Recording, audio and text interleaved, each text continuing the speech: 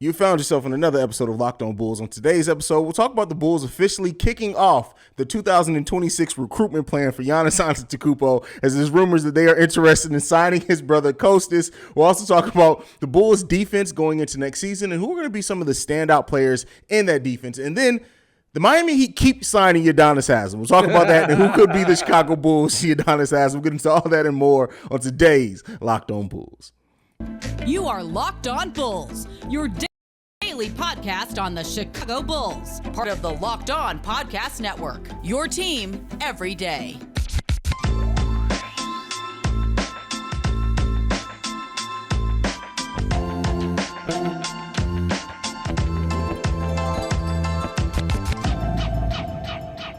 Thank you for making Locked On Bulls your first listen every day. Locked On Bulls, member of the Locked On Podcast Network, where it's your team every day. That's Pat, the designer, host and creator of the Windy City Breeze. I'm Haize, host and creator of Chicago Bulls and Chicago Bears Central. And, brother, the Bulls have officially started their recruitment of Giannis Antetokounmpo. They are reportedly interested in signing Kostas Antetokounmpo, who is, I may add, an NBA champion. He won a ring when he was on the Lakers roster. What do you think about the Bulls' interest in Kostas Antetokounmpo there, brother? I mean, listen, it's clear. It's not even hiding. It's not even like there's no reason to sign Kostas. There's absolutely no reason for him to be on your roster if you're not trying to go get Giannis. Like, I mean, honestly, he's overseas essentially putting up the same numbers he put up here. He's a 5-point per game guy. Brings some defensive intangibles, but it's not crazy. It's not like you're getting a smaller version of Giannis in there. It's the exact reason why Thanasis is on Milwaukee. Like, Thanasis isn't a good basketball player. He's okay. He does some things sometimes. He has his games. Yes, he runs up and down the court when they put him in the game. Yeah, he does do that. But, like, it's not like he's this dominant force on the court. It's not like there's a reason why you could see him on a team above other guys. And so it's clearly a recruiting effort to get Giannis to Chicago at some point. I'm here for it. What's the worst thing that could happen? We replace him with we replace Tony Bradley with him? Same amount of production. So what I find interesting about this, so the brothers' name are Giannis, Giannis, Kostas, and then the youngest brother's name is Alex. I thought the middle one was Thanasis. Thanasis. I don't know, bro. You know what it is. But then, as you're saying, like, would you feel left out if you were the youngest brother and all your brothers had these cool names and your name was his real name, though? Alex? No, it's Alexandros. Yeah, no, I don't feel left out. A lot of syllables in that mud. Yeah, I mean, a lot of syllables in that mud. You know, they probably called Giannis Yanni back in the day. Like, and then he became a monster, and it was like, oh, it's Giannis. Yeah, I mean, like, I'm not worried about it. I'll say this, though. I thought about that maybe as a possible future thing because as much as we laugh about the possibility of Giannis coming, haven't we heard that Alex, because I don't even know however you said his name, that Alex is actually a pretty good basketball player as well? Yeah, I mean he's pretty good. He went undrafted, right? He went undrafted though he's 20 now. He went undrafted in the 2021 NBA draft, and then he did join the Sacramento Kings Summer League team. And they won the Summer League title that year. But there's not a lot of statistics or anything out there for Alex Antetokounmpo. Now, I mean, apparently he's scheduled to be in the G League next season. He is committed to playing in the G League, so maybe we'll get some exposure there. But, I mean, he's already gone through the NBA draft. He went undrafted. He's an unrestricted free agent. So, but you know what? That's what it is. Every year we're going to sign a different Antetokounmpo. We're gonna do – it's going to be Kostas. Kostas this year, just in case. Just in case. Yeah. You go Alex. Yeah. Whenever they cut Thanasis, you bring him in. You try to get Pops on the team. To coach him. No, Pops got to coach the Windy City Bulls. He's going to be down. Yeah, I mean, we'll see what Mom want to do with the team. You do whatever you want. All right, we got an open check for you, moms. Come through. Yeah, whatever it takes to get your superstar son on the team. And at that point, it's like, listen, your whole family's here. It's only a short drive from Milwaukee. Just go ahead and come on down, join the team. That's it. And in Chicago. And in Chicago, and not Milwaukee. Yeah. But no, I mean, I found this when this came out. I was like, hey man, listen, people are really scraping the bottom of the barrel, because this wasn't even initially reported by anybody in America. This was a Greek publication that did post this, that then got disseminated out once again. That's as we do. Closer to home for them, at least. Like at least. I mean, they haven't lived in Greece in 10 years. Yeah, that's true. No, I thought the one brother went. No, he's playing in Nigeria, ain't he? Yes, he's playing in Nigeria. That's right. Kostas went back to Nigeria, not Greece. This is true. Hey man, they got some ties. Yeah, I mean reportedly though, in that same report that was written, is that the Bulls have already spoke with him. Yeah, no, I thought that was interesting. And they at least go back to Greece because they all play for Greece. I mean, so they practiced in Greece for the. This is true. For the Olympics, so they at least going back. So there's some plugs. That listen, I feel better about that than hearing like Carmen DeFalco reported. Like no slight to Carmen, but just like it's a dude in Chicago versus a dude in Greece where they're all practicing all together, right? So I wouldn't be too surprised by it. And listen, this is AK forward thinking, whether it happens or not. Giannis likes to be around his family. We've seen that based on the teams that he had. He had all three brothers on the team outside of Alex, or two of the brothers, on the team at one time, at one point. That's forward thinking. That's smart thinking, because then you can say, listen, Giannis, you got family here. And guess what? If is Alex, not Alex, which one? Kostas is the oldest one, right? No, Kostas is only 24 years old. So no, he's not the oldest. Kostas is 24. Giannis is, so he's the youngest one. Alex is the youngest one. Well, Alex he's the youngest 20. one that's played in the NBA, I should say. Yeah. So, hey, listen, little brother saying, hey, bro, Chicago kind of lit. You might listen. Think about this. I get what you got. Imagine if Milwaukee, but Chicago kind of lit, bro. If you're Mr. and Mrs. Antetokounmpo, every one of your sons that have played in the NBA so far has won a title. Yeah, they're the only trio of brothers to win a title in the NBA. Now, two of them didn't do much work. But yeah. But hey, it didn't stop there. Do you remember when they won and they were like celebrating and stuff like that? Yeah. Like Giannis picked him up. He's like popping champagne on, like Kostas. I mean, I would too. If you do that with your brother, I absolutely would too. Hey, so. I view it as like Brian Scalabrine said. Remember when the Celtics won the championship and they asked him like, how does it feel to win a championship but not play a single minute in the finals? Do you feel like you was slighted? And he was like, 10 years down the road, I'll tell him I was a role player on the team that was very needed. 20 years down the road, I'll tell him I started. I do remember 30 that. years down the road, I'll tell him I won finals MVP. Who cares? I'm an NBA champion. which I respect. But listen, this is off-season content. It is what it is. I mean, looking at his 6'10", 200 pounds. He's going to have to put on some weight if he wants to play center.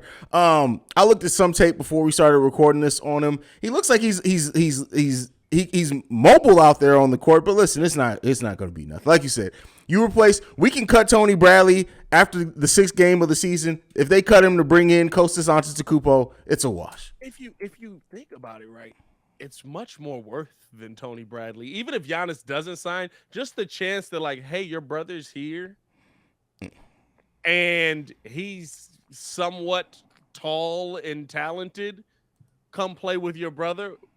That's worth more than Tony Bradley's 5 points a game.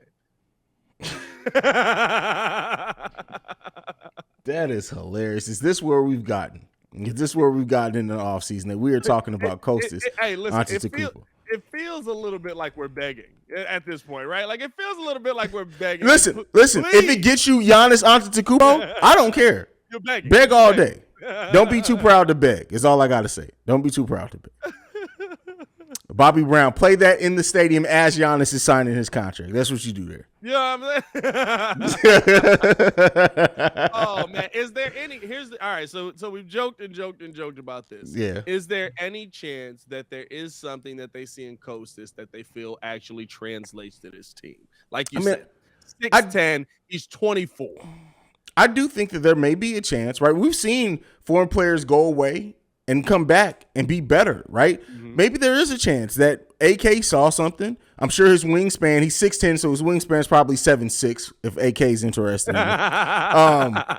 But maybe there is a chance that they see something in him and they say, hey, all right, let's bring him in. Let's bring him into the Windy City Bulls. Let's see if there's something we can develop. We can take a year to look at him.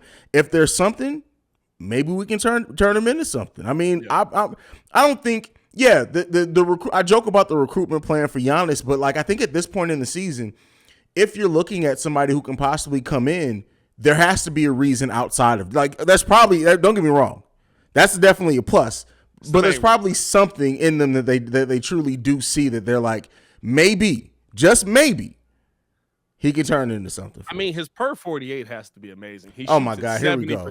From the here we go. Per 48. We're gonna move right along before we get into our next topic. You know that's what's coming. His per 48. He's a 29 and 18 guy on the field. If you use it's two people I hate in the NBA community: the per 36 people and the people who screenshot the trade machine and then think they legitimately came up with a deal. I hate those people. I hate them. A deal that AK hasn't thought about. But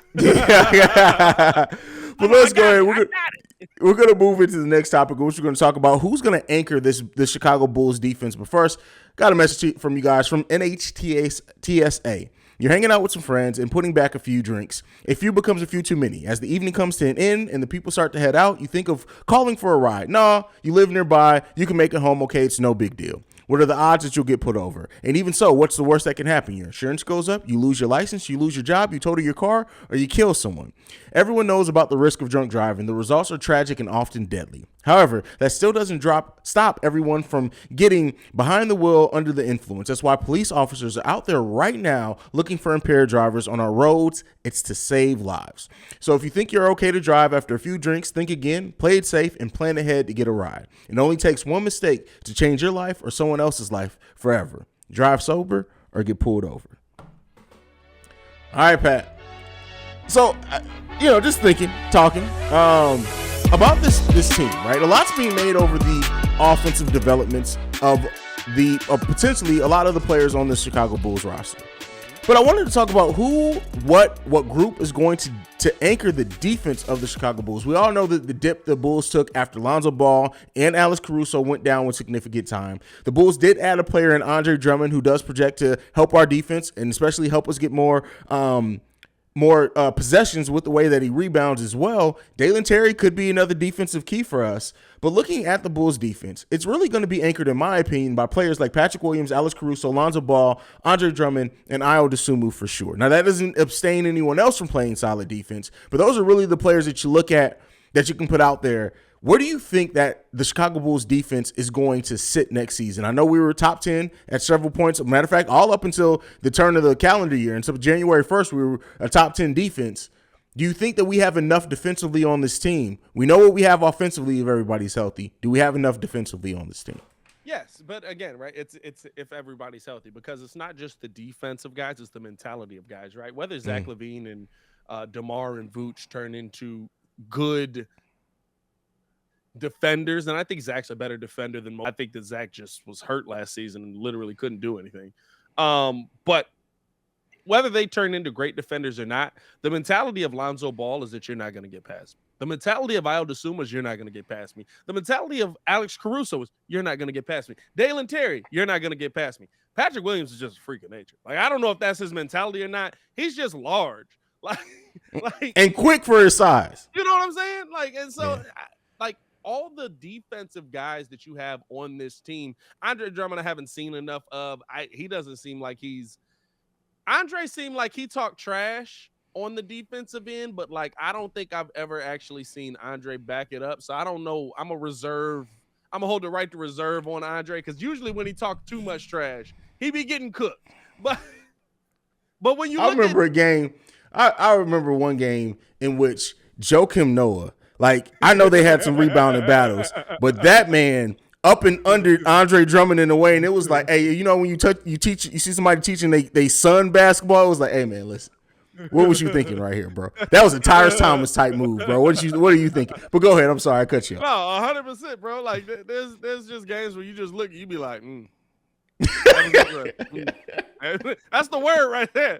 Why'd you go with that play? Why'd you go a one-legged turnaround fadeaway? Do you practice that shot? You practice that shot? When do you practice that shot? That's the greatest thing, Pat. Hey man, stop with the fake Stacey Keene commentary. Somebody already called you out for Bro, the commenters be cracking me up when they be like trying to slander us. Like they make or breaks our paycheck. But no, the thing for me is right. The mentality of this Bulls team on defense. I love where we're at, and I love the guys AK is going out there to find. And I think that's the biggest thing, right? It starts with a want to play defense.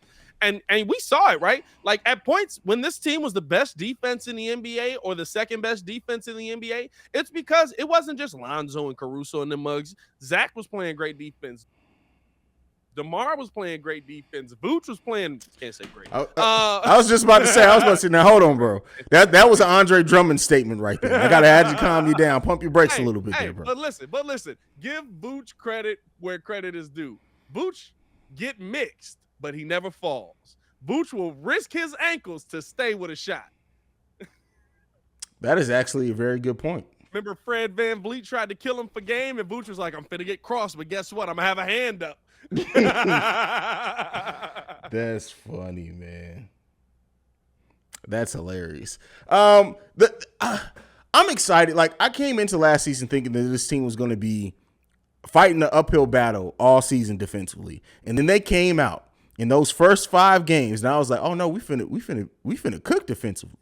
Right. And then Patrick Williams went down, and I was like, "Okay, let's see how the defense changed." Javonte came in, and I was like, "Hey, listen, there's enough bones." And like I said before, I think it goes understated sometimes how much better of a defender Zach LaVine is with Lonzo on the court with him because of the way that Lonzo Ball communicates on the defensive end of the ball. When you have players that don't have necessarily the high defensive IQ, when you have not only another player with high defensive IQ, but is also good at being verbal and calling things out, it changes the whole way everybody else plays defense on the floor. And then Alex Caruso he's not as I don't think Alex Caruso's defensive IQ as far as like off the ball is as high as Lonzo's is, but what Alex Caruso does do is he sacrifices his body. He's going to go out there and be a pit bull. You're going to have to dang near kill him to get around him. So those players are great. We've already talked about a lot on this show. Io's numbers defensively being where they are is like, if that sustains, we're talking about a great defender potentially there. And then I can't wait to see what Dalen, that's one of the biggest things I'm excited for this Bulls season. We may not see it this season. It's just what Dalen Terry looks like on the defensive end. His offensive game, I'm expecting to come along over time.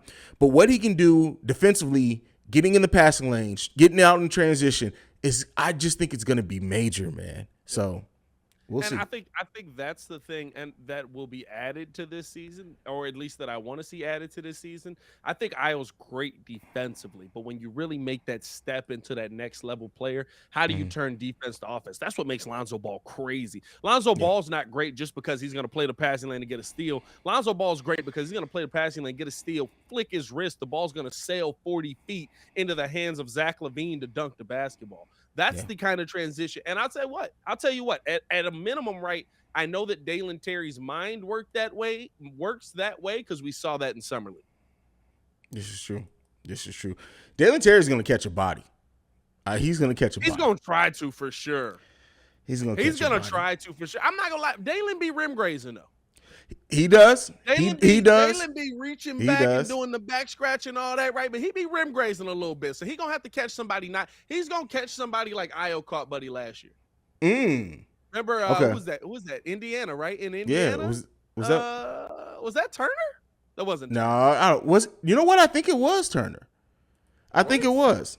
Miles Turner? You know what? I have that. That's my lock screen on my phone. Let me look at it. It's mine too. No, that's not Miles Turner. I don't know who that is. It's not Miles Turner though. I can't see the numbers covered up by the arm. The fact that if you've got Ayo Dosunmu dunking on Buddy from Indiana as your lock screen as well, drop that in the comments below. That in the comments below. That's hilarious. You know, man. That's how we found out Ringo was a closet Bulls fan. Because he has that as his lock screen? He had that as his lock screen for like 6 months. He was like, it was a good dunk. I was like, yeah, so was the dunk that D. Wade did on Verjao. It's not my lock screen. No. Like, you're not a Miami fan, bro. Come on. Come out the closet. Bro, come on. Ain't no Miami Heat. Ain't no real Miami Heat fan. All right, who out of the players that we have here, right, that we have listed here, I'm gonna remove Lonzo Ball because he is in the starting lineup, and Patrick Williams. Out of the bench players, who do you think has the best season defensively? I hope I'm right because I'm gonna put a lot of pressure on him if I'm not. Ayo Dosunmu. You think better than Alex Caruso? I do think he'll be better than Alex Caruso because I think Caruso will be asked to do more. That's fair. You know, if Lonzo's a little up and down, right? Or even if there's just more, depending on when Lonzo comes back, right? You might see Caruso getting that starting spot for some veteran presence or however they work it out, right? But I think they're coming into the season, at least with the mindset of Ayo's a defensive specialist. And anything he does outside of that, prove it to us. Okay. But the one thing that we know he can do is play defense. So you'll probably see Ayo in year 2 where he's put on a ton of muscle that it's going to be, hey, Ayo, off the bench. We need you to go guard him. We need you to go guard him. You know what I'm saying? I think you'll get that, especially because of the wingspan as well. You know AK loves a good wingspan. There you go. There you go. All right, man. Let's go ahead and get into the. Hey, man. Let's get into this final. I got to read today, bro. Yeah, I'm saying they're paying me money out here. I'm not working for free. BetOnline.net is the fastest and easiest way to check in on all your betting needs. Find all your favorite sports, events, and the #1 online source for odds, lines, and games. Find reviews and news of every league, including MLB, NFL, NBA, NHL, Comcast Sports, Combat Sports, esports, and even golf. BetOnline continues to be the top online resource for your sports wagering information, from live in-game betting scores and podcasts. They got you covered. Head to BetOnline today and use your mobile device to learn more about the action happening today. BetOnline, it's where the game starts. All right, last topic of the day. The Miami Heat have signed Grandpapa, a.k.a. Giannis Haslam, to another one-year deal. This brings his total career earnings up to $70 million to stay with the Heat. Hey, bro. What does he do? Provides motivation.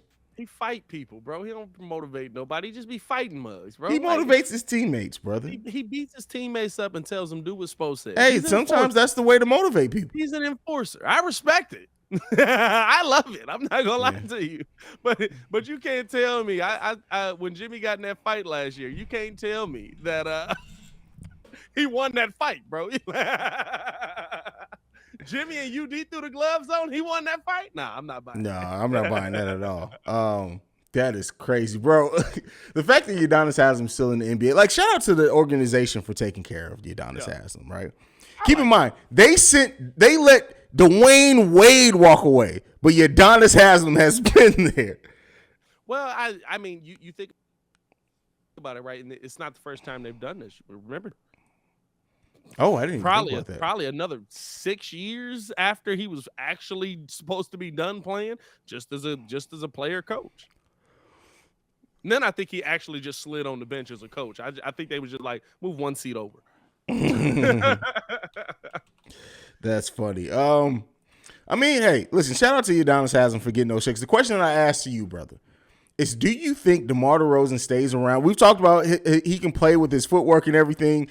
Are we 8 years from now going to talk about DeMar DeRozan signing another one-year deal with the Chicago Bulls at his age 41-year-old season? Bro, how we go from a Wilt record to DeMar being Udonis Haslam? Like, that, it was so fast. Like, how did we get to this conversation? He just broke a Wilt record last season. Now he's UD. Yeah, I could see it. Like I said in yesterday's episode, right? Like, I like the mentality. I love the fact that he gets guys up and going. I could see him sticking around as a trainer. I think it all depends on how much he wins here, right? I think at the end of the day, right, when it's all said and done, unless he wins here, you see him as a Raptor. But maybe he's one of those guys that sticks around and works his way on the bench and becomes that kind of player. I think usually those players end up wanting to find their way into coaching. I don't know if DeMar wants to do that, but sure, I could see it. Could I see DeMar DeRozan on the sideline coaching? No, I couldn't see that. I can't at all. I could see him sticking around. I can't see DeMar coaching because he wouldn't be able to figure out why Muggs couldn't make mid-range jump shots. It'd be like, it's closer. You should be able to make it's closer. Why can't you make it? That The is greats hilarious. usually aren't good coaches. They just aren't. Who's the best player to? Oh, Bill Russell. To be successful at coaching. Yeah. To be successful, yeah, Bill Russell. Yeah. I'm trying to think. Yeah. I was gonna say Pat Riley, but Pat only won one championship What, as a player? as a player. He won with the Knicks. Ha! No. That's how long ago. You see how old Pat Riley is? That's the last championship. Wait, was Jerry West ever a coach, or was he just always a GM? I don't think Jerry West was a coach. Okay. I think Jerry West was in play calling or play by play for a little while. Oh, the other one, we're missing a very key one. Steve Kerr. Oh, well, duh. Yeah. Wow. I mean, is he over Bill though? No, he's not. It's probably still Bill. Yeah. It's probably still Bill. Like there's Bro, Kirk, I had to Kirk go got back and look. 5. I had to go back and look because I was like, well, I think we do have to put Pat Riley in that conversation, bro. Have you seen Pat? Oh no, I'm sorry. I'm looking at Jerry West. Never mind. I was about to say I'm mixing up numbers. I got cross-eyed for a second. I was about to say ain't no way in hell that Pat Riley was cooking like this. I'm looking at Jerry West's numbers. Never mind. Jerry West do it. Yeah. Yeah. I was about to say ain't no way, bro. Like what the hell? This could not. The most points per game Pat Riley ever averaged as a player was 11. Yeah. He never started a game in the NBA. Pat Riley was a center. That's crazy. Pat Riley's like 6'5". That is crazy. All right, 6. Wow. All right, bro, it's time to shut down the show. We've gone too far. We've gone down a weird. We've gone down. I almost started reading Jerry West numbers. Like, no, it's time to go, bro. Is there another player on this team that becomes UD outside of DeMar? DeMar's just the oldest one on the team right now. Yeah. But is there somebody young that you see one day becoming the UD? I mean, Tony Bradley's technically already filled that role.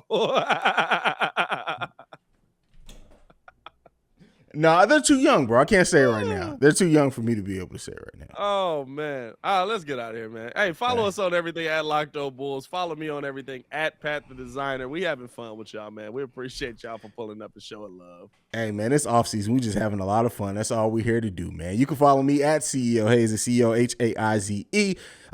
Thank you for making Locked On Bulls your first listen every day. Now for your second listen, go and check on Locked On NBA, where the Locked On experts break down all this latest news, rumors, and aka nothing, because nothing's going on right now. In 30 minutes or less, you can find our very own Pat the Designer over there on Thursdays. But for Pat, I'm Haize. This is Locked On Bulls, and we out, y'all. Peace, man. Peace out.